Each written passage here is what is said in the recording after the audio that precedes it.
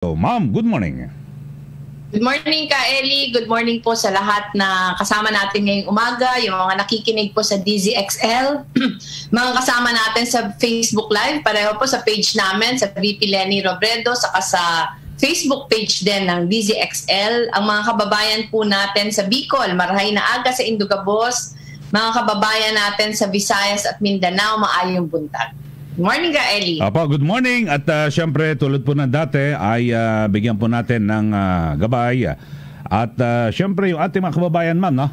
Sa pag-responde at pagtulong pa rin ng tanggapan ng Pangalawang Pangulo na may kinalaman pa rin ho sa pandemya. Ka Eli, tuloy-tuloy naman yung lahat ng operations except yung dormitories sa shuttle buses. Yun yung tapos na natin. Sa dormitories, Ka Eli, isa na lang yung bukas ngayon. At yung isang yon ay nasa Manila. Nasa Ermita, Manila. Yun na lang yung bukas. As of now, bukas siya until November. So nagpapasalamat tayo sa partner natin. Yung ating shelters, temporary shelters sa 3 ospital ay tuloy-tuloy din.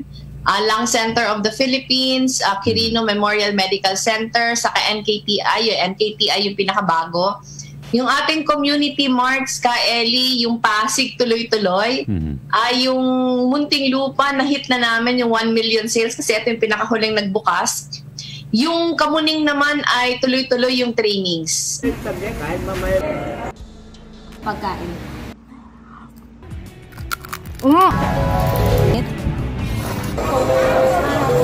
Welcome to my challenge crowd.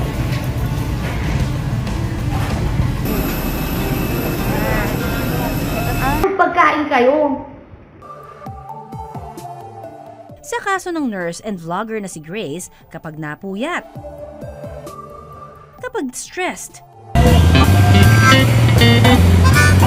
Na po tayo doon para makita nyo din. Po pala mga kabatang helmet ang sitwasyon dito sa May Ilaya, Divisoria.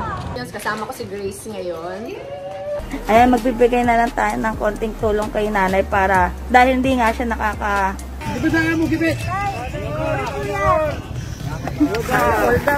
Ayan, sila kuya. 1,000! 200! Kuya, ilan po kayo? Ayuda! Ayan, ito na po yung mga food packs. So, kasama ko na po ang leader po ng mother leader po na si Ma'am Rochelle Ho. Hello po. Thank you very much po sa lahat ng mga sponsor. Hindi bukas yung market ngayon dahil nagkaroon ng problema. Marami nag-positive. Pero yung trainings natin tuloy-tuloy. Siguro, Ka Eli, ang i-report ko ngayon yung Bayanihan Eskwela kasi di ba nag-opening of classes na last 2 weeks ago. Yung Bayanihan Eskwela nung Lunes, nung nakaraang Lunes ay may nagbukas na tayong 13 na pilot sites. Isa dyan Pasig, sa Barangay Pinagbuhatan, 4 sa Caloocan, isa sa Taytay Rizal, 2 sa Himamaylan, Negros Occidental, at gusto natin magpasalamat kay Vice Mayor Justin Gatuslao. Sa Taytay naman, magpapasalamat tayo kay Kagawad Toby Cruz ng Barangay Santa Ana. Sa San Jose Camarines Sur, nagbukas na din. Inaayos pa siya ngayon pero nagkaroon na siya ng parang soft opening. Sa Balete, Aklan, nagpapasalamat tayo kay Mayor Dexter Calizo kasi sila yung partner natin. Sa Lucena City, Ka Eli, meron tayong 2 sites at mukhang madadagdagan nito. Yung isang site ay sa Barangay Dalahican. Nagpapasalamat tayo kay Mr. Roger Santos na matagal na nating partner at kay Father Martin Mroz. Yung isang site ay nasa Barangay 11. Nagpapasalamat tayo kay Barangay Captain Peter Dalion na siya yung ating partner. Meron tayong isa sa Tabaco City. Nagpapasalamat tayo kay Mayor Crisel Lagman Luistro. Bukas, Ka Eli, may magbubukas ulit na 10 pa. 10 pa yung magbubukas, mag-open tomorrow, pero may nakaabang pa tayong 55. So may expansion sites tayong 55. Ang problema lang natin, Ka Ellie, hindi tayo pumapayag na magbukas until yung mga volunteer tutors natin hindi nag-training. So bukas din, mag-uumpisa din yung training for batch 2. Yung batch 1, ang nag-graduate doon ay 179 na tutors. Bukas yung batch 2, tapos meron pa tayong batch 3 sa October 29 naman mag-uumpisa. So partner natin sa trainings, AHA Learning Center sa Kahabi Education Lab. So napapasalamat tayo sa kanila. Ay yung marami tayong partners kay Ellie, pero siguro kulang yung time para isa-isahin sa Facebook page na lang natin, isa-isahin. Lalo na sa community learning hubs. Kasi bawat hub, iba yung partner natin. So i-acknowledge natin lahat sa ating Facebook site. Yung instructional videos, parati yung sinasabi ka, Ellie, na 24 yung ipoproduce natin for teachers and parents. As of now, meron na tayong 18. Bukas, may i-upload ulit tayong isa pa. So, yun ka, Ellie. Siguro within October, yung lahat na 24 na upload na natin. After nitong 24, yung gagawin naman natin ka, Ellie, parang explore natin yung mga videos for children, for students. Pero ayaw kasi natin ka, Ellie, parang nagdodoble. So kung meron ng ibang videos galing sa ibang mga grupo, siguro din na natin ulitin. Magpo-produce na lang tayo yung mga wala pa. Opo. Yung bayan ni Hanap Buhay ka, Ellie, lalong lumaki. Lalo itong lumaki. As of yesterday, meron na tayong 19,000 plus na trabaho na available.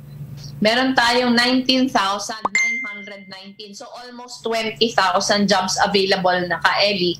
37 locations ito. So i-check nyo po sa sikap.ph yung mga kung saan mga locations available. Yung registered applicants nasa 8,000 plus na. So gusto sabihin ka, Ellie, mas marami pa din yung trabaho sa applicants.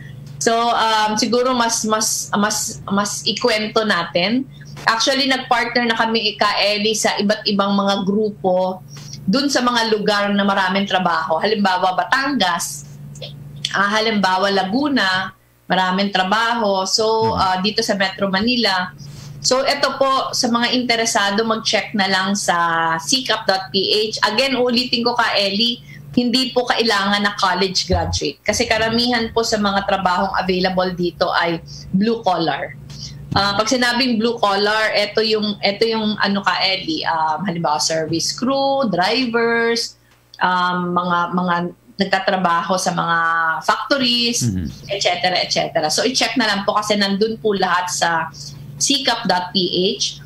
Yung bayanihan mark natin ka, Ellie, ito yung site na iskaparate.com. Anong Biyernes, nag-Zoom meeting kami with yung mga naka-onboard na mga maliliit na mga nanay na negosyante. Meron na tayong 23 na nakapublish na yung kanilang mga tindahan sa iskaparate.com.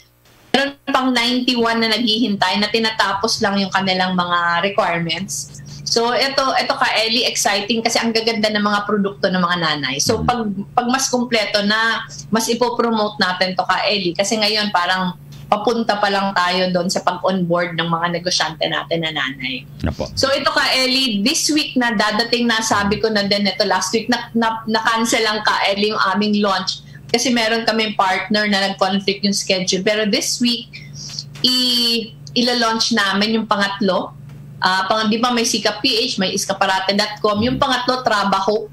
Ito naman ka, Ellie, ay apprenticeship program para sa mga out-of-school youth. Ang partner natin dito ay Philippine Business for Education saka USAID. So mag-abang na lang sila ka, Ellie, para sa launch this week. Yung sulat ng Pag-asa tuloy-tuloy, as of now meron na tayong nakuhang 6,402 letters. Makikita ito sa Istorya ng Pag-asa Instagram saka Facebook page, saka sa VP Lenny Robredo Facebook page. Papasalamat po tayo sa mga bata. Hindi lang mga bata, karamihan mga bata, pero pati yung mga adults na nagpapadala ng mga letters para sa ating mga frontliners saka para sa ating mga COVID patients. So yun ka, Ellie. Yun yung updates ng ating mga ng ating mga initiative sa opisina. Okay, at samantala ma'am, sa iba pa tayong mga mainit na issue at para po sa ating mga kababayan, dahil sa ngayon ay meron na pong kapasyahan ng ating gobyerno para mas luwagan po ng kaunti, no? Yung mga lugar na nasa GCQ at MGCQ at dito po sa Metro Manila ay magdadagdag na rin po, no, ng mga pasahero sa mga pampublikong sasakyan, maging sa MRT3, yung sa mga pampubliko, no, sa mga jeepney at bus. So ano ang posibleng epekto nito ma'am? Kasi may iba naman na agam-agam na baka lalong lumala pa, no, yung kaso natin ng COVID at bagaman sa ngayon unti-unti nang bumaba. Ito ka Ellie, maganda naman yung numero natin ngayon. Actually mas gusto sana natin mas mababa, pero parang buong October hindi na tayo nagpo-4,000. Malaki pa din actually kasi may mga araw na 3,000 plus pa din. Ang kahapon 2,000 plus na. Yung mas alarming kasi ka Ellie ngayong October yung number of deaths, yung mga namamatay. Kasi pinost namin ito ka Ellie dun sa site namin sa Facebook. In fact gumawa kami ng video dito. Medyo mataas. Hindi namin alam kung bakit kasi dapat 'di ba, dapat mas pababa yung kaso, mas pababa din yung number of deaths. Pero ngayong October medyo mataas siya. So hindi natin alam kung ano yung explanation. Pero naglabas kaming video ka Ellie this week dahil doon sa COVID tracker na ginawa namin public, yung diniscuss natin no Monday. Pero yung pinakasadya talaga nun parang yung mga nasa mga kanya-kanyang LGU, matitingnan nila yung mas disaggregated na data. Kasi pag tiningnan kasi ka Ellie yung data ng DOH, galing naman to sa DOH. Pero pag tiningnan yung data ng DOH, masyadong marami. Parang mahirap mag-navigate. So yung ginawa namin, parang meron ng search bar na kung gusto mo makita kung ilan yung sa inyo, pwede mo na makita. Makaka-guide yon ng mga policies para sa inyo. So halimbawa ka Ellie, dito sa Metro Manila, pag tiningnan mo, syempre ang taas ng numero ng Quezon City.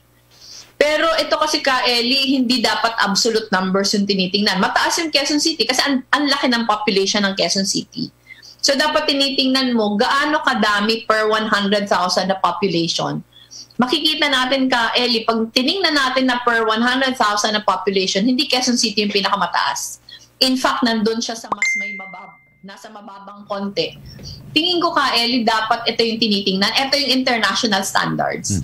Dapat ito yung tinitingnan para guided yung mga local government units kung ano yung targets na isaset, saka ano yung mga pulisiyang ilalagay. Halimbawa, merong mga national policies pero parang sinasabi niya, pero yung LGU pwedeng maglagay ng karagdagang requirements. Halimbawa, sa curfew.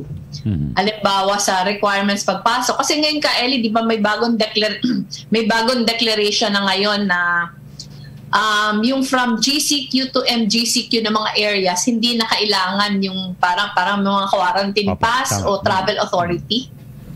Pero ang sinasabi niya, yung mga LGU pwede pa ding maglagay ng kanilang sariling mga policies. Para sa akin ka Ellie, dapat nakabase ito sa datos.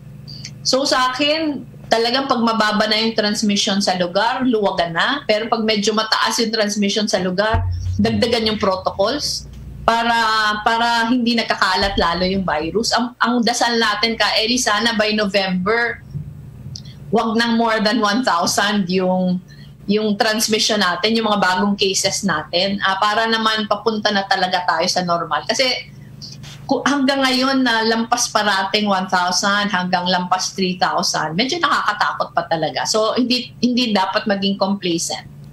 Kaya yun siguro ka Ellie, sana yung mga LGU mas tinitingnan yung datos sa kanya-kanyang LGU, tapos mag-set ng targets talaga. Kapo. Yung edad ho binaba na, no, sa 15 anyos at yung sa senior citizen naman 65.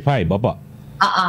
Siguro ka Ellie, daanan natin yung bagong para sa benefit ng mga nakikinig sa atin. Ano ba yung mga bagong mga pinalabas na mga policies after ng IATF?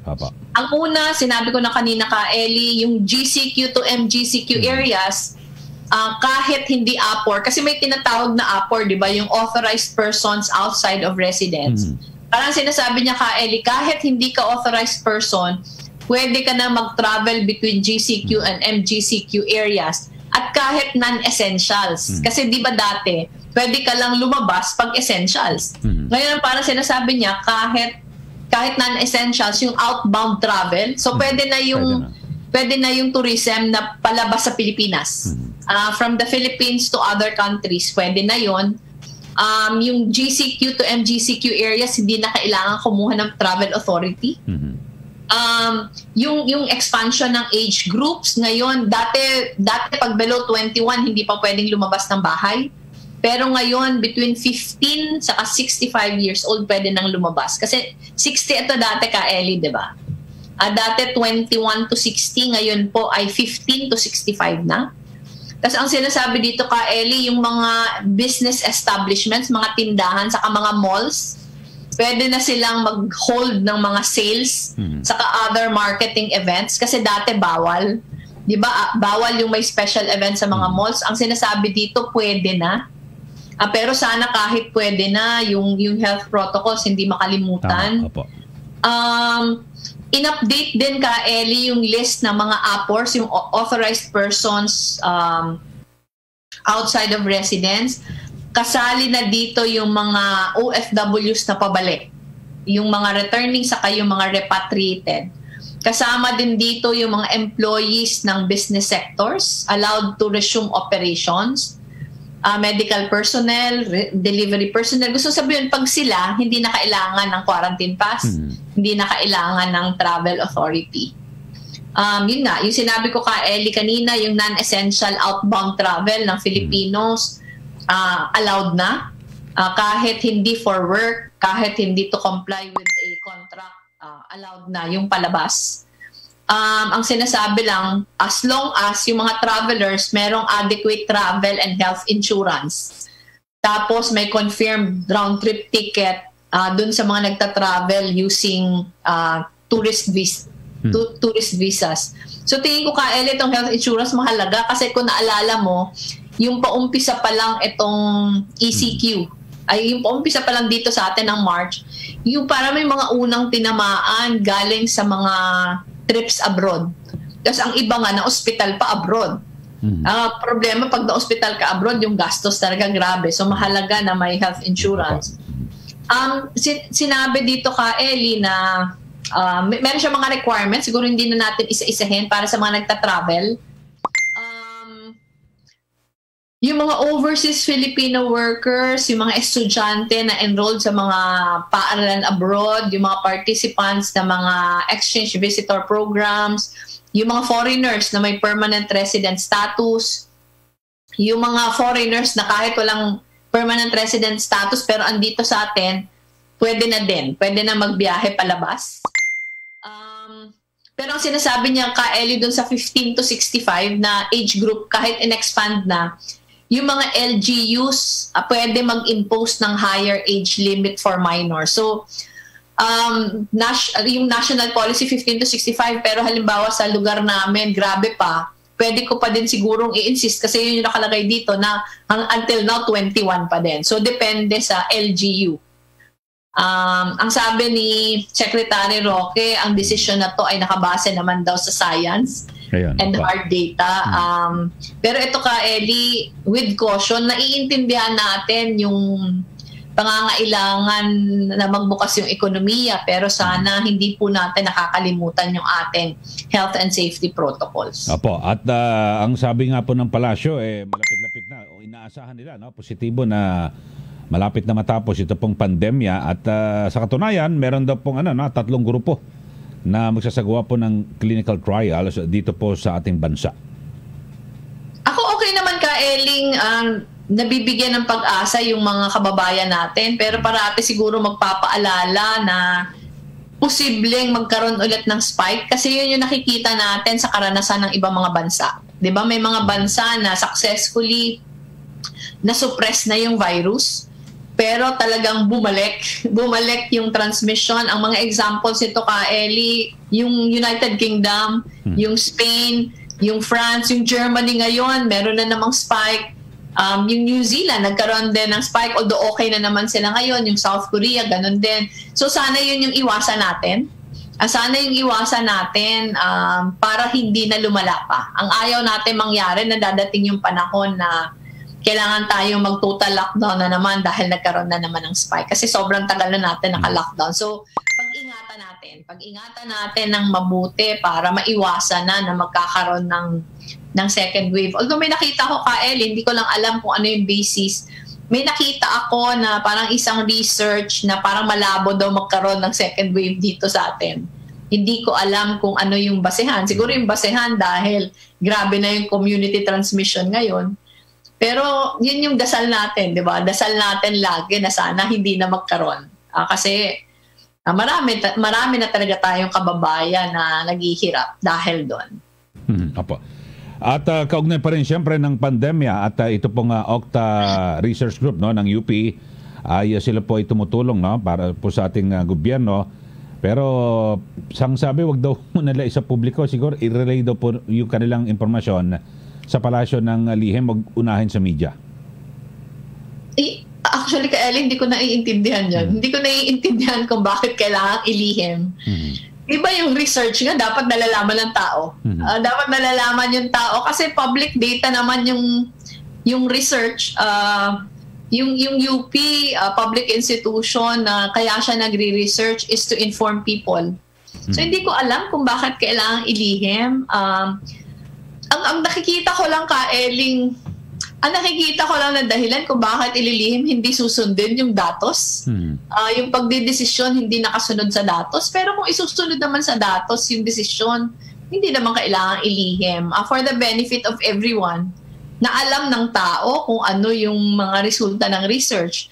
In fact, yun yung ginagawa natin, Kaeli, since nagkaroon tayo ng balita about the pandemic noong December pa, di ba?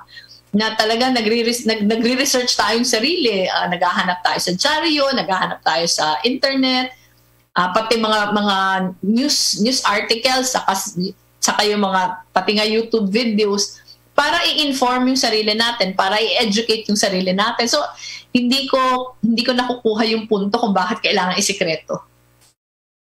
Opo. Okay, so bagay, kung talagang kung mali ang pagre-research, pwede naman i-correct yan ng gobyerno at parang suggestion lang naman ito, ma'am, di ba? At base rin, sabagay may pinagbasihan kasi yung Octa Research Group na mga datos at mga eksperto po ang nasa grupong yan. Saka kasi, Kael, yung pagkuha nila ng data, very scientific. Very scientific yung pagkuha ng data. So, ang pinaka-purpose lang naman ito, Kaeli, maging gabay siya. Tama. Yung datos maging gabay sa pagdidesisyon para yung desisyon nakabase sa datos. So, walang punto para isikreto. Gusto mo lang ito isikreto kung ayaw mong sundin yung datos. Pero kung susundin mo naman yung datos, tingin ko makakabuti para sa atin lahat na alam natin kung ano yung content ng research, kasi nakakagawa din tayo ng mga, di ba, yung personal decisions natin. Dapat nakabase din sa research. So, hindi ko alam, Kaeli, kung bakit ganon, kung bakit ayaw nilang i-make public. Apo. Okay, at dito, ma'am, sa libing ni Baby River Nasino, nabalot po ito ng tensyon at grabe naman yung pagbabantay dito po sa sa aktivistang si Reyna May Nasino. Parang sa akin, Kaeli, parang masyadong overkill. Nakita natin yung mga litrato, nakita natin yung footages. Hindi natin alam kung bakit ganon ka, di ba, ganon kagrabe yung response. Yung nanay nag-iisa, gustong makita yung anak niyang namatay. Yung sa akin, nasaan yung humanity natin doon, Kaeli, di ba? Parang sa akin, mga nanay din tayo, mga magulang din tayo, dapat naiintindihan natin yung, di ba, yung complexity ng relasyon. Alam mo, Kaeli, yun yung hindi ko talaga maintindihan kasi parang nawawala na yung humanity sa atin. Opo. Parang totally unnecessary yung klase ng yung klase ng response na binigay natin. Yung sa akin lang, ang pinakapunto pa dito ka, Ellie, yung parang hindi pantay yung pagbigay ng pag-intindi, hindi pantay yung pagbigay ng privileges sa mga meron kaysa sa wala. Nakikita natin ito ka, Ellie, ang dami mga personalities na binigyan ng pribilehyo. Ang dami mga personalities na kahit may conviction na, hindi nakukulong. Hindi naman natin sinasabing huwag ikulong kasi kung merong kaso, di sumunod sa proseso. Pero ito, namatayan ng anak. Namatayan ng anak at ito, nakakalungkot pa yung circumstances ng pagkamatay. Kasi hindi siya napagbigyan na magkaroon ng pagkakataon na alagaan niya yung sanggol na iniluwal niya. Tapos namatay na nga, hindi pa, parang nasaan yung compassion, nasaan yung humanity, yun yung hindi natin maintindihan. Sobrang nakakadurog ng puso tingnan yung mga litrato ka, Ellie. Opo. Okay, idugtong na rin natin dyan, ma'am, no? At nabuo na po, no? Tapos na po itong IRR dito po sa terror law at isa po sa ipinapaliwanag po ng mga bumalangkas yung mere suspicion not ground for arrest under terror law. Ako ka, Ellie, admittedly hindi ko pa nababasa yung buo. Nabasa ko part by part. So ayoko munang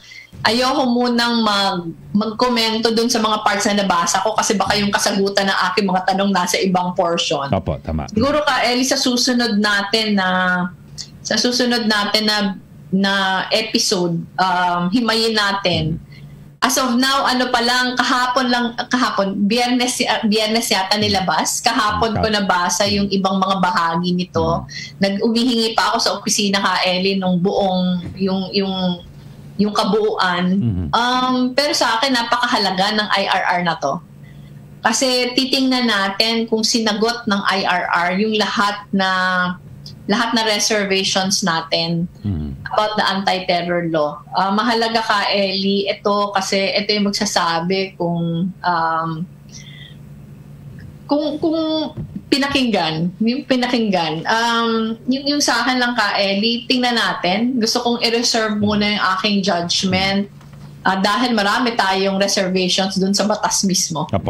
Marami tayong reservations doon. Palagay natin maraming provision na unconstitutional. So interesado tayong tingnan yung IRR. Hindi naman makukure nung IRR yung lahat na impairments nung batas. Pero tingnan natin ka, Ellie. Tingnan natin kung ano yung nakasaad sa ibang mga provision ng IRR. Okay, ma'am. Dito naman tayo. Sa UP pa rin tayo. Binanatan po ito, no, ng isang undersecretary na mga bayaran. At pero lumilitaw ho, talagang binayaran naman po para mag-research. Kaya lang ang lumilitaw din, ma'am, na mukhang hindi pa nabasa ng DNR yung ginawang pagsasaliksik ng UP Marine Science Institute na napaka-importante para sa pangangalaga ng kalikasan at ganyan din po yung rehabilitation sa Manila Bay. Ito ka, Ellie, totally uncalled for, di ba? Totally uncalled for. Siguro lesson ito sa atin lahat. Lesson ito sa atin lahat, hindi lang sa public officials, pero pati sa mga ordinaryong tao na hinay-hinay sa pagsalita. Kasi meron ka mga nabibitawan na mahirap nang ibalik. Una, hindi din-deserve. Hindi din-deserve ng grupo yung pambabastos na ginawa sa kanila. Sila ka, Ellie, ginagawa lang nila yung trabaho nila. Yung sa atin, lahat naman na research would entail expenses. Yun yung dahilan kung bakit nagbabayad yung gobyerno sa research. Pero ito dahil sa pagkapikon, magsasabi ka ng mga bagay na una, hindi din deserve. Pangalawa, mahirap ng bawiin. Sana hindi ganito, lalong-lalo na kasi public official yung nagsabi. Ito ka, Ellie, alam natin kung gaano kahalaga yung, di ba, yung mga rekomendasyon ng mga scientists. Alam natin kung gaano kahalaga yung rekomendasyon ng mga taong eksperto sa field na yan. Yung sa atin, lumalabas ngayon ka, Ellie, na naglabas sila ng mga rekomendasyon at yung rekomendasyon hindi sinunod. Tama, apo. Baka yun yung dahilan ng pagkapikon. Pero again, sinasabi ko ka, Ellie, totally undeserved. Totally undeserved ng UP Marine Science Department yung accusations na ginawa sa kanila. Yung sa akin lang, parang yun nga, paalala sa atin, kahit nag-apologize na ka, Ellie, tingin ko, hindi talaga maganda. Hindi magandang example, hindi magandang pag-uugali. Opo. Yung pag napipikon ka, nakakapagsabi ka ng mga bagay na dapat hindi mo sinasabi.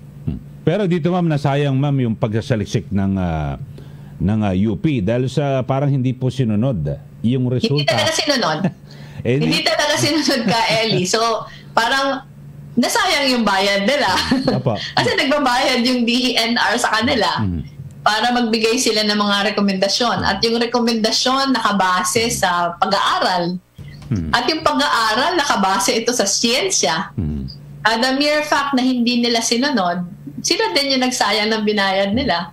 Pera ng taong bayan yun, ma'am, di ba? At dito rin pera ng taong bayan. Ito nga ka, Ellie, yung irony dito eh. Ito yung irony dito na una, yung pambayad sa research ay pera ng taong bayan. Pangalawa, yung pambayad sa project ay pera ng taong bayan. Nakita naman natin ngayon ka, Ellie, nakita natin ngayon na ngayong ulan ng ulan, nakita natin yung epekto. Ito yung sinasabi natin na sana sa gitna ng pandemya, pinag-iisipan yung paggastos ng pera. Kasi marami ka, Ellie, mga pagkakagastusan na mas importante. Halimbawa, opisina namin, wala naman kami masyadong pera, pero marami sa amin umihingi ng halimbawa ventilators. Na yung ventilators, ang kakabit nito ka, Ellie, buhay ng tao. May mga ospital na wala niya, humihingi. May mga ospital, may mga LGU sa mga ospital na nagpapatulong sa pag-set up ng testing center kasi hirap sila. Yung mga kailangan na mga equipment, lalo na ng mga public hospitals, parang yung perang ginastos doon, na-translate na sana sa mas urgent na pangangailangan.